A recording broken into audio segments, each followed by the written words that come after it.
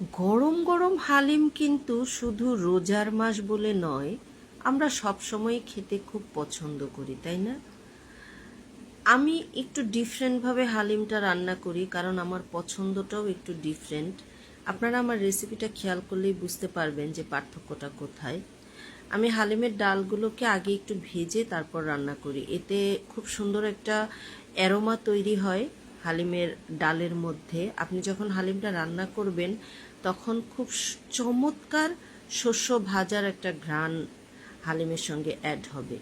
এই জন্য আমি হালিমের ডালটাকে, যে প্যাকেট মিক্সটা পাওয়া যায়, সেটাকে আমি একটু ভেজে তারপর ঘন্টাখানেক পানিতে ভিজিয়ে রাখি।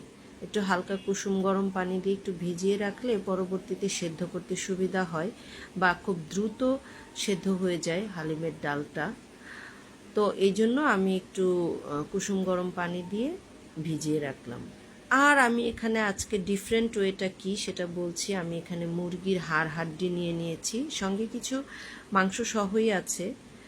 তারপর আমি দেখাচ্ছি কিভাবে হালিমটা রান্না করি। এবার আমি সেই মুরগির হাড় হাড্ডিগুলোকে সুন্দর করে এক পাশে রান্না করব, আর আরেক পাশে আরেকটা প্রেসার কুকারে আমি আগে হালিমের ডালটাকে একটু সেদ্ধ বসিয়ে দিলাম।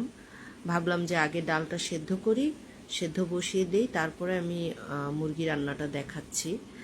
তো এই যে আমি প্রেসার কুকারে ঢাকনাটা লাগিয়ে দিয়ে এবার আমি চলে যাচ্ছি আমার মুরগির হাড় হাড্ডি রান্নায়।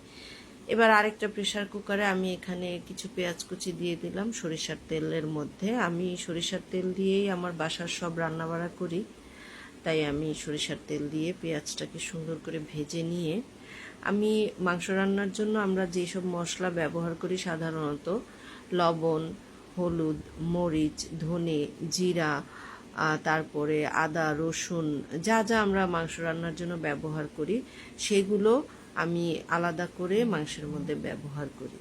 যদিও হালিমের প্যাকেট মিক্সের ভিতরে একটা মশলার প্যাকেট দেয়া থাকে, ওইটা ছাড়াও আমি একটু আলাদা করে আমাদের ঘরোয়া মশলা দিয়ে মাংস রান্না করে তারপর হালিম মিক্সের মশলাটা উপর থেকে একটুখানি দিয়ে দেই, আর একটুখানি আমি প্যাকেটের মধ্যে রেখে দিলাম, এটা আমি পরে কাজে লাগাবো। এবার আমি মাংসটাকে সুন্দরভাবে একটু কষিয়ে নিচ্ছি। মাংসটাকে কষিয়ে আমি সুন্দর করে একটু জাল করে নিব।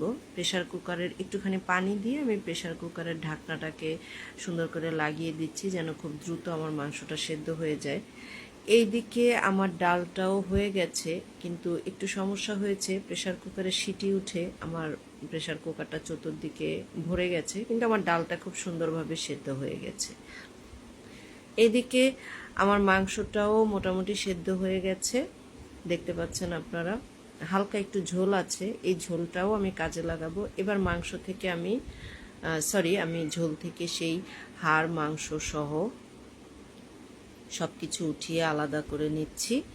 এটা আলাদা করার উদ্দেশ্য হচ্ছে আমি হাড়গুলো ফেলে দিয়ে মাংসগুলোকে এবার রেশা রেশা করে নিব। অ্যাকচুয়ালি এটাকে রেশা হালিম বলা যায়। আমি মাংস আস্ত খেতে খুব একটা পছন্দ করি না, তাই আমি এভাবে রান্না করি। এবার আমি সেই ঝোলের ভেতরে আমার সেই সেদ্ধ করা ডালগুলোকে ঢেলে দিলাম। সেদ্ধ করা ডালগুলোকে দিয়ে এবার সেই সঙ্গে সেই যে মাংসগুলোকে আমি রেশা করে নিয়েছিলাম, সেই হাড্ডি থেকে ছাড়িয়ে রেখেছিলাম, সেই মাংসগুলোও আমি দিয়ে দিলাম। আস্ত মাংসের চেয়ে এভাবে রান্না করে আপনারা খেয়ে দেখবেন, এটাও কিন্তু খেতে বেশ অসাধারণ হয়। আমার ছেলে এভাবে খুব পছন্দ করে, তো এই জন্য আমি আস্ত মাংসের চেয়ে মাঝে মাঝে মুরগির হাড্ডি রেখে দিয়ে এভাবে রান্না করি। এবার হালিমের সেই যে বাকি মশলাটুকু আমি রেখে দিয়েছিলাম সেটাও আমি এই হালিমের মধ্যে দিয়ে দিলাম। দিয়ে আমি খুব ভালোভাবে মিশিয়ে নিচ্ছি। মিশিয়ে এবার একটু জাল করে নিব, একটু ফুটিয়ে তারপর আমি দিয়ে দিলাম একটা বাগার। এবার আমি বেশি করে পেঁয়াজ রসুন কুচি দিয়ে সরিষার তেল দিয়ে একটা বাগার দিলাম। এই বাগারটা দেওয়ার পর আপনার হালিমের টেস্ট বহু গুণে বেড়ে যাবে, বিশ্বাস করেন। এভাবে একবার রান্না করে আপনারা বাসায় খেয়ে দেখবেন, খুবই মজার হয়। আমি এখন সাধারণত ট্র্যাডিশনাল ওয়েতে রান্না করার চাইতে, মানে আস্ত মাংস দিয়ে রান্না করার চাইতে এভাবেই আমি রান্না করি। আমার বাসার সবাই এটা খুব পছন্দ করে। এবার আমি কিছুটা ধনেপাতা কুচি দিয়ে একবারে নেড়েচেড়ে মিশিয়ে নিচ্ছি। আমি আর কোনো ঝামেলায় যাব না, কাঁচা ধনেপাতা উপর থেকে দেওয়ার কোনো ঝামেলা করব না, তাই আমি একবারে সুন্দর করে ধনেপাতা দিয়ে হালিমটাকে ভালোভাবে পাতিলের মধ্যেই মিক্স করে নিলাম। অনেক মজার।